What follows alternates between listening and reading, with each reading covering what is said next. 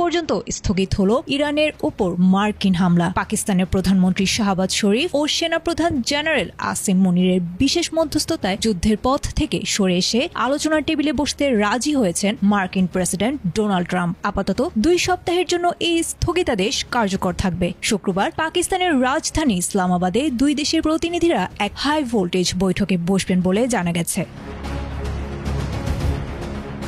এই স্থগিতাদেশের নেপথ্যে বড় শর্ত জুড়ে দিয়েছেন ডোনাল্ড ট্রাম্প। তিনি স্পষ্ট জানিয়েছেন ইরানকে অবিলম্বে এবং সম্পূর্ণ নিরাপদভাবে আন্তর্জাতিক নৌপথ হরমুজ প্রণালী জাহাজ চলাচলের জন্য উন্মুক্ত করে দিতে হবে। ট্রাম্প নিজের সোশ্যাল মিডিয়া ট্রুথ সোশ্যালে বিষয়টি নিশ্চিত করে বলেছেন, পাকিস্তানের দেয়া বিশেষ প্রস্তাবের ভিত্তিতেই তিনি এই বিধ্বংসী হামলা আপাতত স্থগিত রাখার সিদ্ধান্ত নিয়েছেন।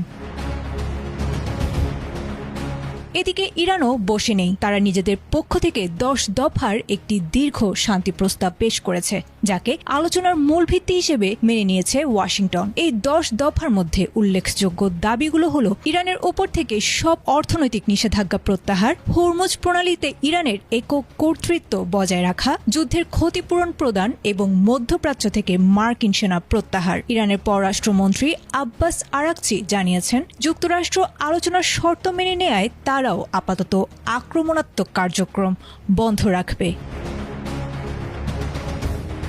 তবে এই শান্তি প্রক্রিয়া নিয়ে এখনো ধোঁয়াশা কাটেনি। ইরানের সুপ্রিম ন্যাশনাল সিকিউরিটি কাউন্সিল জানিয়েছে, 2 সপ্তাহের এই যুদ্ধবিরতি মানেই যুদ্ধ শেষ হয়ে যাওয়া নয়। আলোচনার ফলাফল ইতিবাচক না হলে এবং ইরানের দাবিগুলো পুরোপুরি মেনে না নেওয়া হলে দেশটি আবারও পূর্ণ শক্তিতে জবাব দিতে প্রস্তুত। আপাতত পুরো বিশ্বের চোখ ইসলামাবাদের দিকে, যেখানে নির্ধারিত হবে মধ্যপ্রাচ্যের পরবর্তী ভবিষ্যৎ।